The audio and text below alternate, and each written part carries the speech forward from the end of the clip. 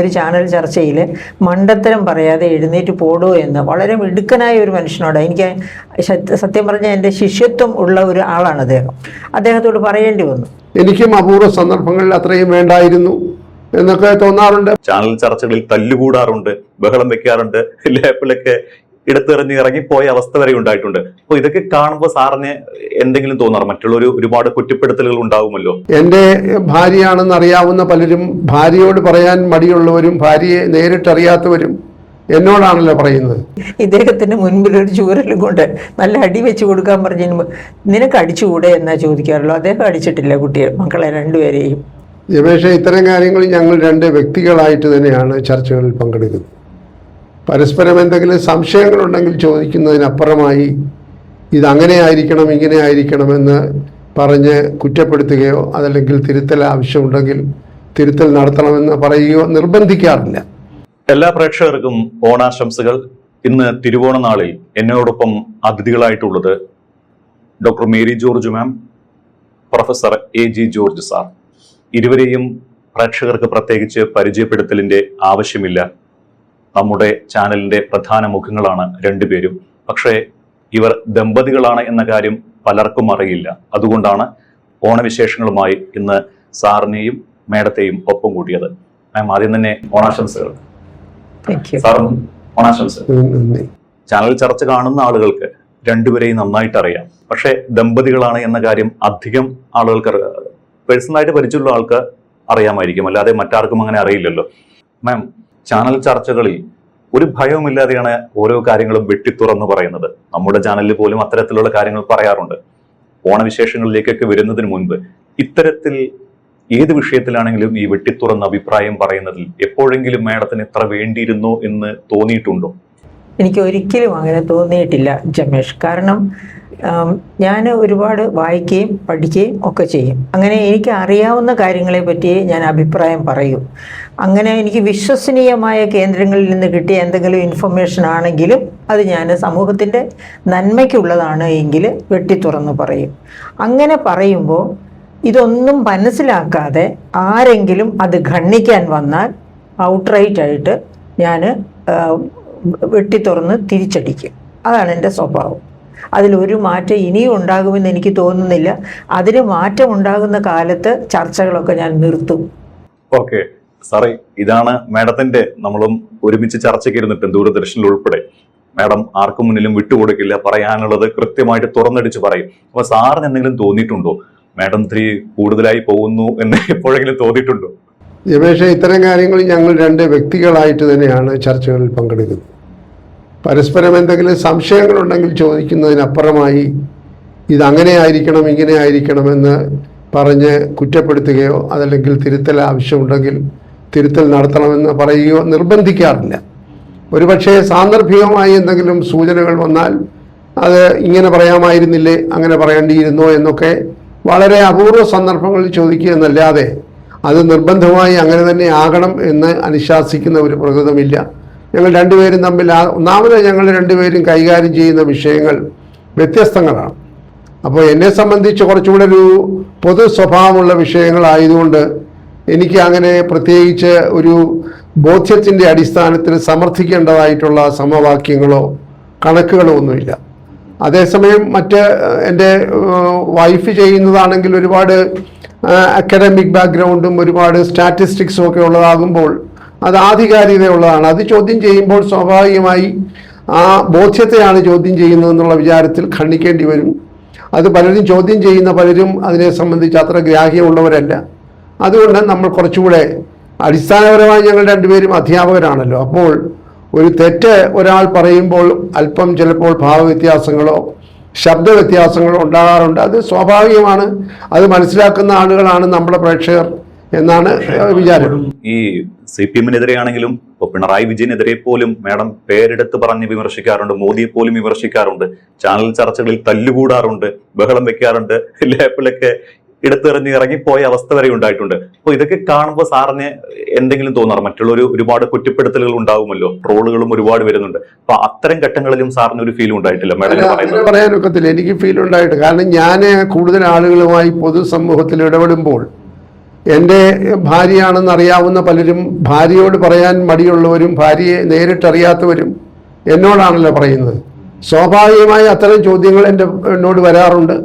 അപ്പോൾ ഞാൻ തന്ത്രപരമായി ചിലയിടത്തുനിന്ന് അത് ഒഴിയാൻ ശ്രമിക്കും, ചിലയിടത്തുനിന്ന് അതിനെ ന്യായീകരിക്കാൻ ശ്രമിക്കും. ചില അഭിപ്രായങ്ങൾ വരുമ്പോൾ അത് ശരിയാണ് നിങ്ങൾ പറഞ്ഞതെന്ന് പറയാനും ഞാൻ മടിക്കാറില്ല. എനിക്കും അപൂർവ സന്ദർഭങ്ങളിൽ അത്രയും വേണ്ടായിരുന്നു എന്നൊക്കെ തോന്നാറുണ്ട്. ഭാഷയിലൊക്കെ കുറേ വ്യത്യാസങ്ങളൊക്കെ വരുത്താവുന്നതാണ്. അവിടെയാണ് ഞാൻ തുടക്കത്തിൽ പറഞ്ഞത്, എല്ലാവർക്കും ഒരു തനതായ ഒരു രീതിയുണ്ട്. ഭാഷയുടെ കാര്യത്തിലാണെങ്കിലും ഭാവത്തിലാണെങ്കിലും. ഞാൻ പൊതുവെ ഒരു ഗൗരവ സ്വഭാവക്കാരനാണെന്നുള്ള ആക്ഷേപം പൊതുവെ എല്ലാവർക്കും ഉണ്ട്. അതെൻ്റെ ഒരു ജന്മ സ്വഭാവം തന്നെയാണ്. ഞാനതിനകത്ത് ഒരു കുറ്റബോധമൊന്നും കാണുന്നില്ല. ഞാൻ പഠിപ്പിക്കുന്ന വിദ്യാർത്ഥികൾ തന്നെ പറയും, സാറ് ക്ലാസ്സിൽ വരുമ്പോൾ ഞങ്ങൾക്കൊക്കെ പേടിയാണെന്ന് പറയും. അത് എൻ്റെ എൻ്റെ ഒരു ജന്മസിദ്ധമായിട്ടുള്ള ഒരു പ്രകൃതം. ഞാനത് സൃഷ്ടിച്ചെടുക്കുന്നതല്ല. അതെൻ്റെ വീട്ടിലും എൻ്റെ മക്കളോടും ഒക്കെ അത് തന്നെ ആയതുകൊണ്ട് എനിക്കതിനകത്തൊരു അസാധാരണത്വമില്ല. അപ്പോൾ ഒരിക്കലും നമുക്കറിയാമല്ലോ, രണ്ടുപേരൊരിക്കലും ഒരുപോലെ ആവുകയില്ല. ജന്മം കൊണ്ട് തന്നെ സൃഷ്ടികർത്താവിൻ്റെ ഒരു ഡിസൈൻ തന്നെ ഡിഫറൻ്റ് ആണെന്ന് വിശ്വസിക്കുന്ന ഒരാളാണ്. അപ്പോൾ ഈ ഭാവത്തോടെ ഉൾക്കൊള്ളാൻ കഴിയുന്നവരുമായി മാത്രമേ നമ്മൾ സംവാദത്തിനോ സമ്പർക്കത്തിനോ പോവുകയുള്ളൂ എന്നുള്ള ഒരു ലോകത്താണ് ഞാൻ ജീവിക്കാൻ ആഗ്രഹിക്കുന്നതും. ഇനി ശിഷ്ടായുസ് അങ്ങനെ തന്നെ ജീവിക്കുകയുള്ളൂ. ആരെങ്കിലും പറയുന്നതിന് വേണ്ടി ചിരിക്കാൻ എനിക്ക് വളരെ ബുദ്ധിമുട്ടാണ്. ഓക്കെ മാം, സാറിന് എന്തായാലും ചില സമയങ്ങളിൽ ടെൻഷൻ ഉണ്ടായിട്ടെന്ന് ഉറപ്പാണ്. അപ്പോൾ മാഡത്തിന് ഏതെങ്കിലും ചാനൽ ചർച്ചകളിൽ ആ ചാനൽ ചർച്ച കഴിഞ്ഞിറങ്ങിയ ശേഷം കൂടിപ്പോയി എന്ന് തോന്നിയ അവസരമുണ്ടോ ആരെങ്കിലും വിമർശിച്ചിട്ട്? എനിക്കങ്ങനെ തോന്നിയ അവസരമില്ല. കാരണം എന്താണെന്ന് വെച്ചാൽ ഞാൻ ഉദാഹരണത്തിന് ഒരു ചാനൽ ചർച്ചയിൽ മണ്ടത്തരം പറയാതെ എഴുന്നേറ്റ് പോടോ എന്ന് വളരെ മിടുക്കനായ ഒരു മനുഷ്യനോട്, എനിക്ക് സത്യം പറഞ്ഞാൽ എൻ്റെ ശിഷ്യത്വം ഉള്ള ഒരു ആളാണ് അദ്ദേഹം. അദ്ദേഹത്തോട് പറയേണ്ടി വന്നു. അങ്ങനെ പറയേണ്ടി വന്നത് അദ്ദേഹം മണ്ടത്തരം പറഞ്ഞതുകൊണ്ട് തന്നെയാണ്. അത് മണ്ടത്തരാണെന്ന് അദ്ദേഹത്തിന് മനസ്സിലായില്ലെങ്കിൽ അത് എൻ്റെ കുറ്റമല്ലല്ലോ. അപ്പോൾ അത് കൃത്യമായിട്ട് എക്സ്പ്ലെയിൻ ചെയ്ത് കൊടുക്കാൻ ഉള്ള ഒരു വേദിയല്ല അത്. ഞാൻ പറഞ്ഞതുപോലും അദ്ദേഹം മനസ്സിലാക്കാതെ അദ്ദേഹം പിടിച്ചെടുത്ത് തന്നെ നിന്ന് ആവർത്തിച്ചപ്പോഴാണ് മണ്ടത്തരം പറയാതെ എഴുന്നേറ്റ് കൂടുമെന്ന് ഞാൻ പറഞ്ഞത്. അതുപോലെ വേറൊരു അതേ ഈ പറയപ്പെട്ട കക്ഷിയെ നന്നാക്കാൻ പറ്റുന്ന കക്ഷിയാണ്. നന്നാക്കാൻ പറ്റാത്ത കക്ഷികളും, അതായത് സത്യത്തിൽ തലയ്ക്കകത്ത് ആൾതാമസം ഇല്ലാത്തവർ നമ്മൾ പറയില്ല, അത്തരക്കാരും ചില ചർച്ചകളിലൊക്കെ ഓരോരുത്തർ ഗുളിക പരുവത്തിൽ പാർട്ടിക്കാർ കൊടുക്കുന്ന സാധനങ്ങളൊക്കെ പിന്നെ വലിച്ചിറക്കിയിട്ട് വരും. അത് തന്നെ റിപ്പീറ്റ് ചെയ്യാനായിട്ട്, ഛർദ്ദിച്ചിടാനായിട്ട്. അങ്ങനെ ഛർദ്ദിക്കുന്നവരെ നന്നാക്കാൻ പറ്റില്ല നമുക്ക്. അപ്പോഴേ ഒരു ദിവസം ഞാൻ ഒരു ചാനലിൽ പറഞ്ഞു, ഇങ്ങനെയുള്ളവരെ ചർച്ചയ്ക്ക് വിളിച്ചിട്ടുണ്ടെങ്കിൽ എന്നെ വിളിക്കരുത്. ജമേഷ് തന്നെ കണ്ടിട്ടുണ്ടല്ലോ, ഞാൻ എല്ലാം ഊരി വെച്ച് അങ്ങനെയുള്ള സാഹചര്യത്തിലാണ്. അത്തരക്കാർ ഒരു കാരണവശാലും പഠിച്ചു വരുന്നവരല്ല. അവർ ആരെങ്കിലും കൊടുക്കുന്ന ഗുളിക വിഴുങ്ങിയിട്ട് വരുന്നവരാണ്. അവരോടൊന്നും നമുക്ക് ചർച്ച ചെയ്യേണ്ട കാര്യമേ ഇല്ല. കാരണം അതുകൊണ്ട് സമൂഹത്തിന് ഗുണമുള്ള കാര്യങ്ങൾ വേണം ഏത് ചർച്ചയിലും വരാനായിട്ട്. അപ്പോൾ അങ്ങനെ സമൂഹത്തിന് ഗുണം ചെയ്യില്ല, സമൂഹത്തെ ദുഷിപ്പിക്കുന്ന കാര്യങ്ങളുമായി ആര് വന്നാലും എടുത്തടിച്ചതുപോലെ പറയുന്ന സ്വഭാവമാണ് എനിക്ക്. അത് പണ്ടും ഇപ്പോഴും. ഞാനും അതെ, അധ്യാപിക എന്ന രീതിയിലും യൂണിവേഴ്സിറ്റി കോളേജിലൊക്കെ ക്ലാസ് കളഞ്ഞിട്ട് ഈ ക്ലാസ് കളഞ്ഞ് നടക്കുന്നത് വെച്ചാൽ അത്തരം ക്ലാസ്സുകൾ മോശമായിരിക്കും കേട്ടോ. പക്ഷെ എങ്കിൽ ആ ക്ലാസ്സിലിരുന്ന അധ്യാപകരെ നന്നാക്കാൻ വിദ്യാർത്ഥികൾക്ക് പറ്റും. ഒരു അധ്യാപകൻ നന്നായി പഠിപ്പിക്കുന്നില്ലെങ്കിൽ അയാൾ വേണ്ടത്ര വായിക്കുന്നില്ല, അയാൾ എഫേർട്ട് എടുക്കുന്നില്ല, പല കാരണങ്ങൾ കാണും. അവരെ ചോദ്യം ചെയ്ത് നന്നാക്കാൻ എല്ലാ വിദ്യാർത്ഥികൾക്കും കഴിയും. അതിന് തുനിയാതെ ഇറങ്ങി നടക്കുന്ന വിദ്യാർത്ഥികളെ ഒരു നീളമുള്ള സ്കെയിൽ കൊണ്ട് തോളത്തടിച്ച് ക്ലാസ്സിൽ കയറ്റിയിട്ടുണ്ട്. അങ്ങനെ അത് യൂണിവേഴ്സിറ്റി കോളേജിൽ നിന്ന് ഓർക്കണം. പക്ഷെ ആരും എന്നെ തിരിച്ച് തല്ലിയിട്ടില്ല. എന്താ ടീച്ചർ തല്ലുന്നതെന്ന് ചോദിച്ചിട്ടില്ല. അവർക്കറിയാം അമ്മയുടെ സ്നേഹം മനസ്സിൽ വെച്ചുകൊണ്ടാണ് അധ്യാപികയെ ഞാൻ അവരോട് അങ്ങനെ പെരുമാറുന്നത് എന്ന്. ഇതുവരെ സ്റ്റുഡൻസ് എന്നോട് തിരിഞ്ഞു നിന്നൊരു വാക്ക് പോലും പറഞ്ഞിട്ടില്ല. ഇപ്പോഴും എൻ്റെ ബർത്ത്ഡേ ഓർത്തിരുന്ന് എന്നെ രാവിലെ വിളിക്കുന്ന വിദ്യാർത്ഥികളുണ്ട്. ഒരു 10-40 കൊല്ലം മുൻപ് ഞാൻ പഠിപ്പിച്ചവർ പോലും. അപ്പം നമ്മൾ ആ വിദ്യാർത്ഥികളുടെ ഉള്ളിലുണ്ട് എന്നതിൻ്റെ തെളിവാണത്. അപ്പം അങ്ങനെ കർശന നിലപാട് സ്വീകരിക്കുന്ന സ്വഭാവമാണ് അധ്യാപിക എന്ന രീതിയിൽ എനിക്കുണ്ടായിരുന്നത്. അതുപോലെ വീട്ടിലാണെങ്കിലും മക്കളെ വളർത്തുന്ന കാര്യത്തിൽ ഇതേ കർശന സ്വഭാവം തന്നെ അത് ഞാൻ സ്വീകരിക്കുമായിരുന്നു. അക്കാര്യത്തിൽ ഇത്തിരിയെങ്കിലും കുറച്ച് ഇത് കാണിച്ചിരുന്നത് എൻ്റെ ഹസ്ബൻഡാണ്. പക്ഷെ സാറിന് മുഖം കണ്ടാൽ ആ തോന്നുന്നില്ല. തോന്നില്ല, അതൊക്കെ ശരിയാണ്.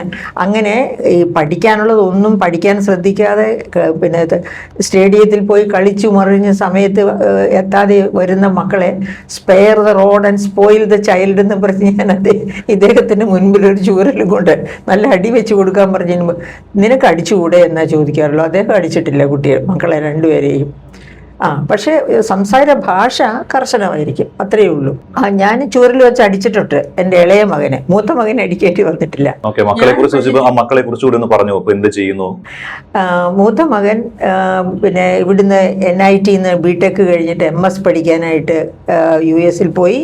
GRE സ്കോറൊക്കെ എടുത്ത് അത് കഴിഞ്ഞ് അവിടെ ജോലിയായി.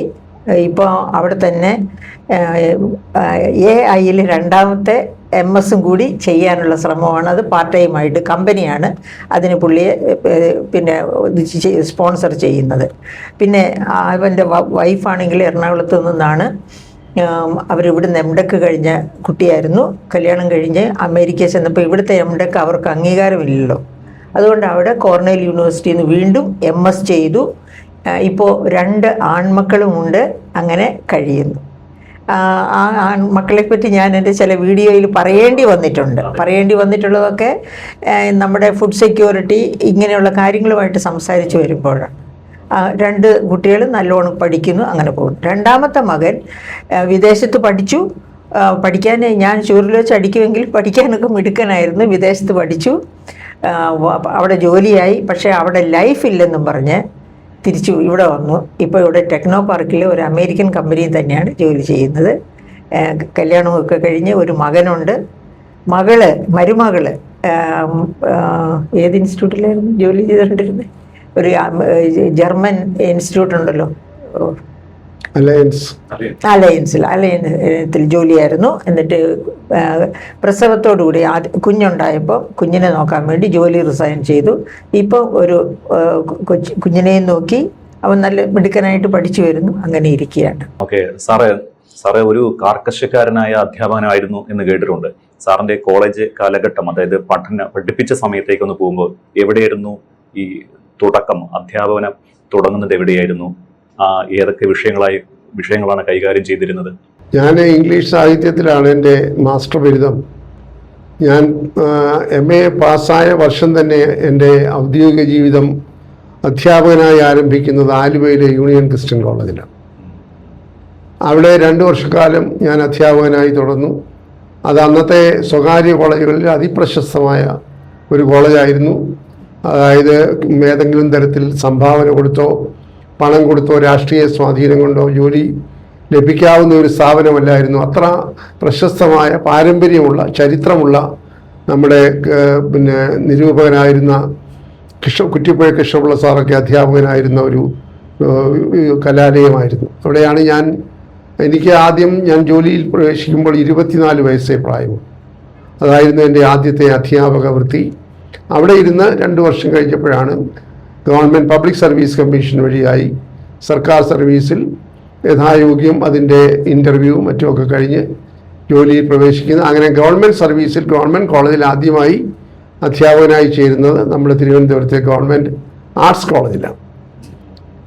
അവിടെ ഈ സർക്കാർ സർവീസിൻ്റെ ഒരു അടിസ്ഥാനപരമായ തത്വം അനുസരിച്ച് സ്ഥലം മാറ്റം ഉണ്ടാകും. അന്ന് ഞങ്ങളൊക്കെ സർവീസിൽ കയറുമ്പോൾ കേരളത്തിലെ ആകമാനം 18 ഗവൺമെൻറ് കോളേജുകൾ മാത്രമേ ഉള്ളൂ. അത് തിരുവനന്തപുരം മുതൽ കാസർഗോഡ് വരെ. കാസർഗോഡാണ് വടക്കേ അതിർത്തിയിലെ ഏറ്റവും പ്രധാനപ്പെട്ട ഒരു ഗവൺമെൻറ് കോളേജ്. അപ്പോൾ ഞാനിവിടെ നിന്ന് തിരുവനന്തപുരത്ത് നിന്ന് കാസർഗോഡ് വരെയുള്ള 12ഓളം കോളേജുകളിൽ വിവിധ കാലഘട്ടങ്ങളിൽ അധ്യാപകനായിരുന്നിട്ടുണ്ട്. ഇടുക്കി ജില്ലയിലെ കട്ടപ്പന, അവിടെയൊന്നും സാധാരണഗതിയിൽ അന്ന് ഒന്നും കോളേജുകളുള്ള കാലമല്ല. പക്ഷേ ആദ്യമായി ഗവൺമെൻറ് ഒരു കോളേജ് തുടങ്ങിയപ്പോൾ അവിടെ എനിക്ക് അധ്യാപകൻ ആകാൻ കഴിഞ്ഞു. അതുപോലെ തന്നെ അതിപ്രശസ്തമായിട്ടുള്ള EK നായനാർ സ്വാതന്ത്ര്യ സമരകാലത്ത് ഒളിച്ചിരുന്ന ഒരു സ്ഥലമാണ് ഈ നീലേശ്വരത്തിന് കിഴക്ക് എളേരിത്തട്ട് എന്ന് പറയുന്ന ഒരു സ്ഥലം. അതിനെക്കുറിച്ച് അറിയാവുന്നവർ പോലും കേരളത്തിലില്ല. ആ എളേരിത്തട്ടിലെ ഈ നായനാറിൻ്റെ ഓർമ്മയ്ക്കായിട്ട് നായനാർ മെമ്മോറിയൽ ഗവൺമെൻറ് കോളേജ് എന്നും പറഞ്ഞ് ഒരു പ്രീ ഡിഗ്രി കോളേജ്, അന്നത്തെ കാലത്ത് സീനിയർ കോളേജ് അല്ല. അവിടുത്തെ ഇദ്ദേഹത്തിന് ആ ചരിത്ര പ്രാധാന്യം കൊണ്ട് അദ്ദേഹം ഒളിച്ചിരുന്ന ഗുഹയൊക്കെ ഇപ്പോഴും അവിടെ ഉണ്ടെന്നാണ് വിശ്വസിക്കുന്നത്. അവിടെ ഒരു കോളേജ് ഉണ്ടായിരുന്നു. അവിടെയും ഞാൻ 1 വർഷം പ്രവർത്തിച്ചു. അങ്ങനെ എല്ലാം കൂടെ മലബാറിൽ ഉൾപ്പെടെ തിരുവനന്തപുരം മുതൽ വടക്കോട്ട് കിഴക്കോട്ട് എല്ലാ കോളേജുകളുമായി ഇങ്ങനെ 35 വർഷക്കാലത്തോളം ഒരധ്യാപക ജീവിതമാണ് നയിച്ചത്. ഞാൻ ഇംഗ്ലീഷ് സാഹിത്യത്തിൻ്റെ എല്ലാ മേഖലകളും കൈകാര്യം ചെയ്തിട്ടുണ്ട്. നാടകം, ഇംഗ്ലീഷ് കവിത, അതുപോലെ തന്നെ ഇംഗ്ലീഷിൻ്റെ ചെറുകഥകളൊക്കെ. എനിക്ക് മറ്റൊരു അസാധാരണമായ ഭാഗ്യം ലഭിച്ചത്, ഞാൻ ഏതാണ്ട് 12 രാജ്യങ്ങൾ സന്ദർശിച്ചിട്ടുണ്ട്.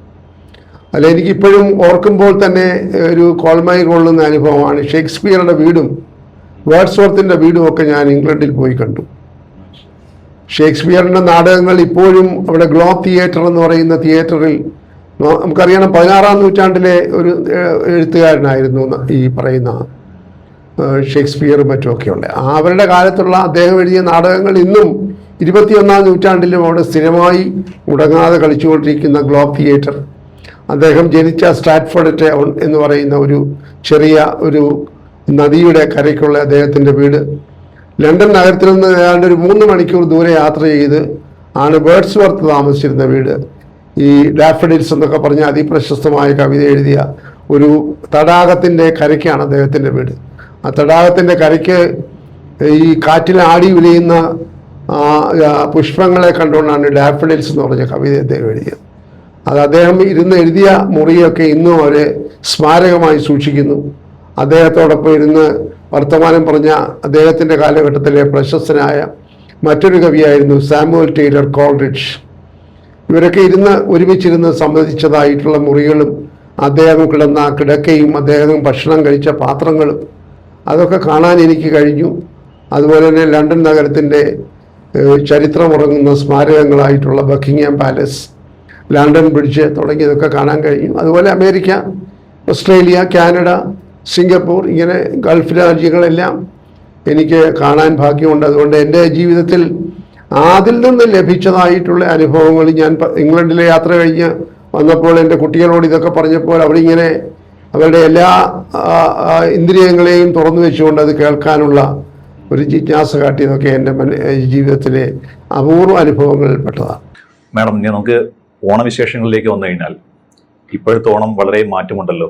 മാഡത്തിന്റെ കുട്ടിക്കാലത്തെ ഒരു ഓണ ഓർമ്മ എന്താണ്, അല്ലെങ്കിൽ മറക്കാനാവാത്തൊരു ഓണ ഓർമ്മ ഏതാണ്? മറക്കാനാകാത്ത ഓണ ഓർമ്മ എന്ന് പറയുമ്പോൾ ജമേഷ്, അത് ആർക്കും ആസ്വാദ്യകരമായിരിക്കില്ല ഞാൻ ഈ പറയുന്ന കാര്യങ്ങൾ. ഞങ്ങളുടെ വീട് പിന്നെ ഈ ആദിവാസികളുടെ ഒരു കോളനി ഉണ്ട് വീടിനോട്, ഞങ്ങളുടെ പറമ്പിനോട് തൊട്ട് ചേർന്ന് തന്നെ.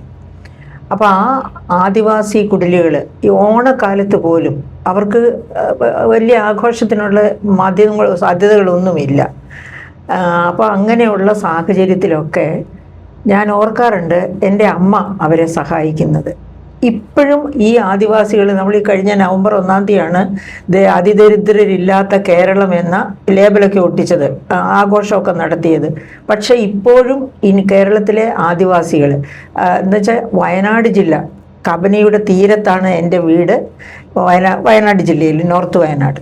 അപ്പോൾ ഈ ആദിവാസികളുടെ അവസ്ഥയ്ക്ക്, ഈ കേരളത്തിലെ ആദിവാസികളുടെ 42% ഉള്ളത് വയനാട് ജില്ലയിലാണ്. അവിടുത്തെ ആദിവാസികളുടെ അവസ്ഥ ഇപ്പോഴും വലിയ മാറ്റമൊന്നും ഇല്ലാതെ തന്നെ തുടരുകയാണ്. ഇത്തിരി മാറ്റം. ഇപ്പോൾ ഇൻകുലാബ് സിന്ദാബാദ് എന്ന് വിളിക്കാൻ അവർക്കറിയാം. പക്ഷെ പണ്ട് ഞാൻ കുട്ടിയായിരുന്ന കാലത്ത് ചുണ്ണാമ്പുകാൽ മുന്നോട്ട്, അതായത് ലെഫ്റ്റ് റൈറ്റ് എന്ന് പറയേണ്ട അവസരത്തിൽ അവർക്ക് ലെഫ്റ്റ് റൈറ്റ് പറയാൻ അറിയത്തില്ല. ഇടത് വലത് എന്ന് പറഞ്ഞാലും തെറ്റില്ല. അതിന് കാലിൽ ചുണ്ണാമ്പ് തേച്ച് കൊടുത്തിട്ട്, അന്ന് എനിക്ക് ഒന്ന് മാർക്സിസ്റ്റ് പാർട്ടി ആയിരിക്കും അങ്ങനെ പഠിപ്പിച്ചത്. ചുണ്ണാമ്പുകാൽ മുന്നോട്ട് എന്ന് വയ്ക്കുമ്പോൾ ചുണ്ണാമ്പ് തേച്ച കാൽ മുന്നോട്ട് വയ്ക്കും, മറ്റേ കാല് പുറകു. ആ തരത്തിൽ ഉള്ള ആ കാലാവസ്ഥയിൽ നിന്ന് അവർ കുറച്ച് മാറിയിട്ടുണ്ട് വിദ്യാഭ്യാസപരമായി. ഇപ്പോഴും വേണ്ടത്ര വിദ്യാഭ്യാസം അവർക്ക് വന്നിട്ടില്ല. ഇപ്പോൾ ഈ ബജറ്റിനകത്ത് ഒരു, അതായത് ട്രൈബൽസിന് വേണ്ടി ഒരു യൂണിവേഴ്സിറ്റി സ്ഥാപിക്കുമെന്ന് പറഞ്ഞിട്ടുണ്ട് മുഖ്യമന്ത്രി. അങ്ങനെ ഒന്ന് സംഭവിച്ചാൽ അത് വയനാട്ടിൽ വരണമെന്നാണ് എൻ്റെ ആഗ്രഹം. കാരണം ഏറ്റവും കൂടുതൽ ആദിവാസികളുള്ള സ്ഥലം വയനാടാണ്. അതുകൊണ്ട് തന്നെ അപ്പോൾ അങ്ങനെയൊക്കെ വന്ന അവരുടെ സമഗ്ര വികസനം അങ്ങനെ എന്ന് വരും. എന്നെ സംബന്ധിച്ച് ഒരു നോവാണ് എപ്പോഴും. കാരണം ഞാൻ എൻ്റെ വീട്ടിൽ നിന്ന്, അത് പറയുമ്പോഴും രസമാണ്, ഞാൻ എൻ്റെ ഹൈസ്കൂൾ വിദ്യാഭ്യാസത്തിന് 9, 10, 11 ക്ലാസ് വിദ്യാഭ്യാസത്തിന് വേണ്ടി 28 കിലോമീറ്റർ നടന്നു പോയിട്ടാണ് നോർത്ത് വയനാട്ടിൽ നിന്ന് സൗത്ത് വയനാട്ടിൽ പോയാണ് പഠിക്കുന്നത് ഈ 3 വർഷം. അപ്പോൾ ആനക്കാട്ടിലൂടെ നടന്നിട്ടുണ്ട്. അതുപോലെ ആദിവാസി കോളനികൾ ഒരുപാട് കടന്നു പോകണം. അപ്പോൾ ഒരിക്കൽ ഇങ്ങനെ രാവിലെ വീട്ടിലെ എല്ലാവരും 6 മണിക്ക് പണിക്ക് പോകും, പണിയാൻ പറ്റുന്നവരൊക്കെ. അന്നേരം പ്രായമായവരൊക്കെ ചുമ്മാ അവരുടെ വീടിൻ്റെ ഈ കുടിലിൻ്റെ വരാന്തയിലൊക്കെ കിടക്കുകയായിരിക്കും ഇങ്ങനെ കൈ നീട്ടിക്കൊണ്ട്. അപ്പോൾ എൻ്റെ ബ്രേക്ക്ഫാസ്റ്റ് അല്ല, എൻ്റെ ലഞ്ച് ഞാൻ എടുത്തു കൊടുക്കുമായിരുന്നു പലപ്പോഴും. അങ്ങനെയാകുമ്പോൾ എന്നും അവർ എന്നെ കാത്തിരിക്കും. അങ്ങനെയൊക്കെ അതൊക്കെ പോട്ടെ, അതൊക്കെ എൻ്റെ മനസ്സിൽ ഇപ്പോഴും സന്തോഷമുള്ള ഓർമ്മ വെച്ചാൽ ഞാനത് ചെയ്തു എന്നുള്ള ആ വിചാരം കൊണ്ട്. അങ്ങനെയൊക്കെ ആയിരിക്കും സമൂഹത്തോട് എനിക്ക് ഇത്രയധികം ആഭിമുഖ്യമുണ്ടായത്. അതായത് നമ്മൾ ജീവിക്കുന്നത്, നമ്മുടെ വിജയം എന്ന് പറയുന്നത് സമൂഹത്തിന് വേണ്ടി കൂടി ചെലവഴിക്കേണ്ടതാണ്. അതിൽ നിന്ന് കിട്ടുന്നതിൻ്റെ ഒരു പങ്ക്, അതുപോലെ തന്നെ നമ്മുടെ ശക്തി, നമ്മുടെ ഇൻ്റലിജൻസ്, എല്ലാ കാര്യങ്ങളും അവർക്ക് കൂടി, അവരുടെ നന്മയ്ക്ക് വേണ്ടിയും കൂടി ചെലവഴിക്കണമെന്നുള്ള വിചാരം അങ്ങനെയുള്ള കാലഘട്ടത്തിൽ നിന്നാണ് എനിക്ക് വന്നത്. അപ്പോൾ ഇപ്പോഴും ഞാൻ എൻ്റെ വീട്ടിൽ പോകുമ്പോൾ കാണാറുണ്ട് അവിടുത്തെ ആദിവാസി, വീടിനടുത്ത് തന്നെയുണ്ട് ആദിവാസി കുടിലുകളൊക്കെ. അവരൊക്കെ ആ പഴയ രീതിയിൽ നിന്ന് വലിയ മാറ്റമൊന്നും വന്നിട്ടില്ല. അപ്പോൾ ഉച്ച നേരത്ത് പോലും ചൂണ്ടയിട്ടുകൊണ്ട് കബനിയിൽ, നല്ല ആഴമുള്ള സ്ഥലമാണ് അവിടെ കബനി. അപ്പോൾ അങ്ങനെ ചൂണ്ടയിട്ട് കരക്കിരിക്കുന്നതാണ്. ഇപ്പോൾ ഞാൻ അവരോട് ചോദിക്കും, നിങ്ങളെന്താ ഒക്കെ ചെറുപ്രായക്കാരാണല്ലോ, ജോലിക്കൊന്നും പോകുന്നില്ല, പഠിക്കാൻ പോകുന്നില്ല എന്നൊക്കെ ചോദിക്കുമ്പോൾ ജോലിയൊന്നും കിട്ടില്ല, പിന്നെ പണിക്കൊക്കെ പോകുന്നുണ്ട്, ഒക്കെ കുണ്ടൽ പണി എന്നാണ് പറയുക. കുണ്ടൽ പണി എന്ന് വെച്ചാൽ അടിമ ജോലി പോലെ. 1973 കുണ്ടൽ പണി ഇന്ത്യയിൽ നിർത്തലാക്കിയത്. പക്ഷേ വയനാട്ടിൽ ഇപ്പോഴും അത് തുടരുന്നുണ്ട്. എല്ലാവർക്കും അറിയുമെന്ന് എനിക്കറിഞ്ഞുകൂടും.